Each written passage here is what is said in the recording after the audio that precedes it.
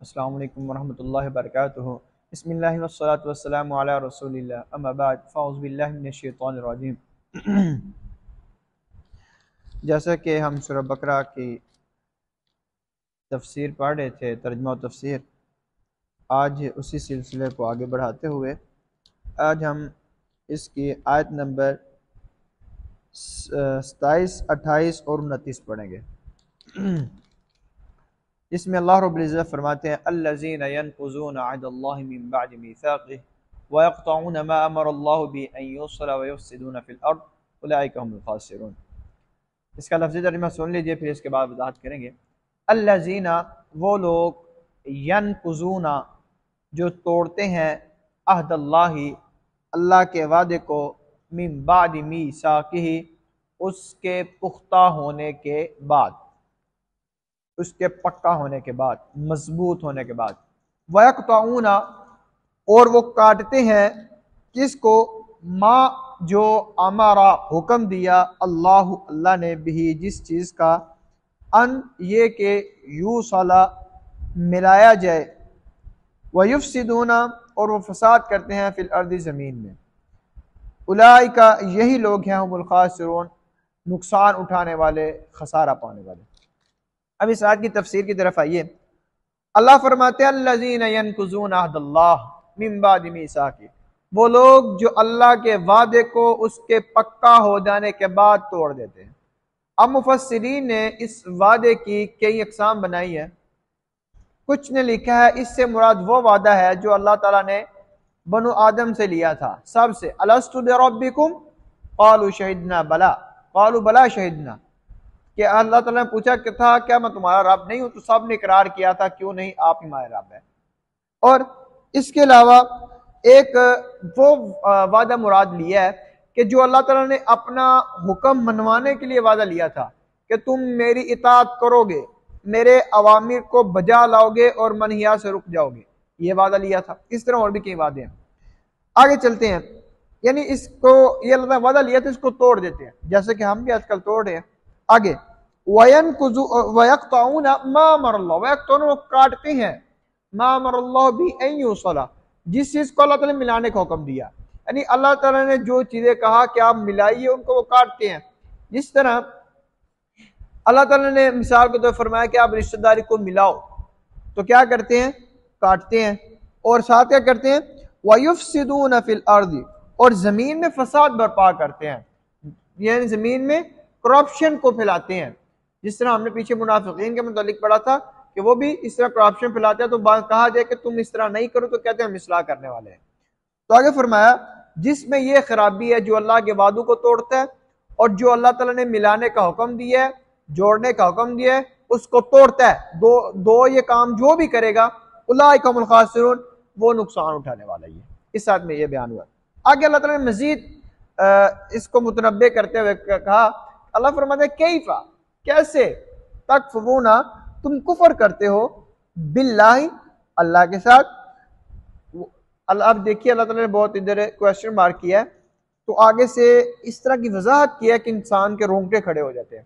اللہ کہتے ہیں کیسے تم کفر کر سکتے ہو جبکہ کیا تھے؟ وَكُنْتُمْ أَمْوَاتًا، جبکہ تم مردہ تھے، فَأَحْيَاكُمْ، پھر اس نے تمہیں زندہ کیا، ثُمَّ يُمِيتُكُمْ، پھر وہ تمہیں موت دے گا، ثُمَّ يُحْيِيكُمْ، پھر تمہیں دوبارہ زندہ کرے گا، ثُمَّ، پھر إِلَيْهِ ترجعون، اس کی طرف ترجعون، تم لٹائے جاؤ گے۔ اب ادھر کچھ مراحل بیان ہوئے ہیں، ان کو سمجھیے گا پھر آپ کو بات سمجھ آئے گی۔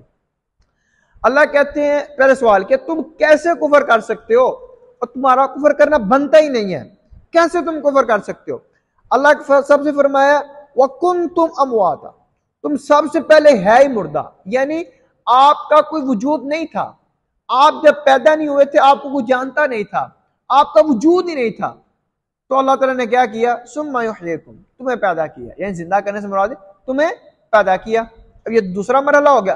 تیسرا مرحلہ اللہ فرمایا ثُمَّ يُمِيتُكُمْ، پھر وہ تمہیں موت دے گا، یعنی جب انسان مرتا ہے۔ آگے فرمایا جب یہ مرحلہ بھی ہو جائے گا ثُمَّ يُحْيِيكُمْ، چوتھے نمبر پھر تمہیں دوبارہ زندہ کرے گا، جب قیامت والے دن اللہ تعالیٰ صاحب کو دوبارہ زندہ کریں گے۔ وہ یہ چار لمحے، اور پانچواں لمحہ ثُمَّ إِلَيْهِ تُرْجَعُونَ، جب چوتھی دفعہ زندہ ہو جائیں گے، یہ چوتھا مرحلہ تھا، تو ثم الیہ ترجعون، پھر پانچواں مرحلہ کیا بیان کیا کہ آپ اس اللہ کی طرف لٹائے جائیں گے۔ اب اللہ تعالیٰ نے 5 مراحل بیان کیے ہیں، تو ان کے ساتھ فرمایا کہ تمہارا وجود نہیں تھا، تمہیں اللہ نے پیدا کیا، تمہیں پھر موت بھی دے گا، تمہیں دوبارہ زندہ بھی کرے گا، اور پھر تم اس اللہ کی طرف لٹائے جاؤ گے، اسی کی طرف تم جاؤ گے۔ پھر بتاؤ تم اللہ کے ساتھ کیسے کفر کر سکتے ہو، تم کیسے اللہ کا انکار کر سکتے ہو، کیسے تم اللہ کی نافرمانی کر سکتے ہو، کیا ہوگا تمہیں؟ یہ اللہ تعالیٰ نے اس آیت میں مینشن کیا ہے۔ آگے اللہ تعالیٰ فرماتے ہیں هو الذی، اپنا تعارف کروایا، انٹروڈکشن، هو الذی، وہی ذات ہے، خلق، اس نے پیدا کیا، لکم، تمہارے لیے، ما فی الارض، جو کچھ بھی ہے زمین میں، جمیع، سارے کا سارا۔ اب یہاں ایک بات سمجھ لیجئے، یاد بھی رکھیے گا، اللہ فرماتے ہیں جو کچھ بھی زمین میں ہے وہ سارے کا سارا تمہارے لیے پیدا کیا ہے۔ یعنی اب زمین میں جتنی بھی چیزیں ہیں، جتنے بھی جانور ہیں، جو کچھ بھی ہے وہ سارے حلال ہیں، سارے حلال ہیں، ہاں مگر وہ حرام ہے جس کو اللہ تعالیٰ نے قرآن پاک میں مینشن کیا ہے یا اللہ کے رسول نے حدیث میں مینشن کیا ہے، وہ حرام ہے۔ اس کے علاوہ سب کچھ حلال ہے۔ وہ چیزیں حرام ہے جس کو اللہ تعالیٰ نے حرام کیا ہے یا اس کے رسول نے حرام کیا، باقی ساری چیزوں میں حلت ہے، حلال ہی ہے۔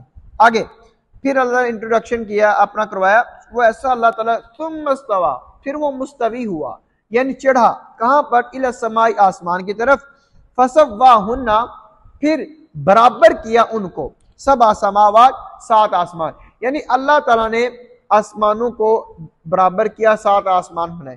اور یہاں ایک بات یاد رکھیے گا کہ ایک آسمان کا دوسرے آسمان کے درمیان جو فاصلہ ہے وہ کتنا ہے؟ 500 سال۔ کتنی مسافت ہے؟ 500 سال۔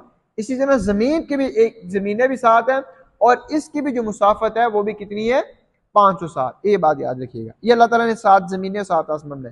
وَهُوَ بِكُلِّ شَيْءٍ عَلِيمٌ، اور اللہ تعالیٰ وَهُوَ، اور وہ بِكُلِّ شَيْءٍ، ہر ایک چیز کو، علیم، خوب جاننے والا ہے۔ تو اس آیت کا پوری کا ترجمہ اس طرح ہوگا کہ وہی ذات جس نے تمہارے لیے زمین میں سب کچھ پیدا کیا ہے، پھر اس نے آسمانوں کی طرف متوجہ ہو، اس نے آسمان بنائے، زمینیں بنائی، اور وہ ہر چیز کو جاننے والا ہے۔ آج کی حدیث کی طرف چلتے ہیں۔ آج کی حدیث ہے رکوع اور سجدے کی دعا کون سی ہے؟ اس کو ابن مسعود، عبداللہ بن مسعود رضی اللہ تعالیٰ عنہ بیان کرتے ہیں کہ اللہ کے رسول صلی اللہ علیہ وسلم نے فرمایا، اذا رکع احدکم، جب تم میں سے کوئی رکوع کرے، فقال، پھر وہ کہے، فی رکوعہ، اپنے رکوع میں، سبحان رب العظیم، پاک ہے میرے رب جو بہت ہی بڑا ہے، 3 مرات، 3 مرتبہ یہ کہے، فقد تم رکوعہ، تو پھر وہ اس کا رکوع مکمل ہو جائے گا، وذالک ادناہ، اور یہ سب سے ادنا درجہ ہے۔ آگے فرمایا سجدے کے لیے، وَإِذَا سَجَدَ، اور جب سجدہ کرے، فقال فی سجودہ، تو اپنے سجدے میں کیا کہے؟ سبحان ربی الاعلی، پاک ہے میرا رب جو بہت ہی بلند ہے۔ کتنی دفعہ؟ 3 مرات، 3 دفعہ، فقد تم سجودہ، اسی طرح اس کا سجدہ مکمل ہوگا، وذالک ادناہ، یہ کم تر ادنا درجہ ہے۔ اب رکوع میں اگر سجدے میں یا رکوع میں آپ 1 دفعہ یا 2 دفعہ بھی پڑھ لیتے ہیں تو پھر بھی وہ رکوع ہو جاتا ہے، سجدہ ہو جاتا ہے، لیکن وہ مکمل نہیں ہوتا، ٹھیک ہے؟ یعنی اس کا جتنا ثواب، وہ مکمل ثواب نہیں ملتا، اس لیے منیمم آپ 3 دفعہ لازمی پڑھا کریں، کیونکہ ایک حدیث میں آتا ہے کہ آپ صلی اللہ علیہ وسلم 10 دفعہ بھی، 10 ٹائمز بھی آپ صلی اللہ علیہ وسلم یہ پڑھتے رہے۔ اللہ تعالیٰ سے دعا ہے اللہ رب العزت ہمیں صحیح معنوں میں قرآن و حدیث کو سمجھنے کو، اس پر عمل پیرا ہونے کی توفیق عطا فرمائے۔ وما توفیق الا باللہ، علیہ توکلت۔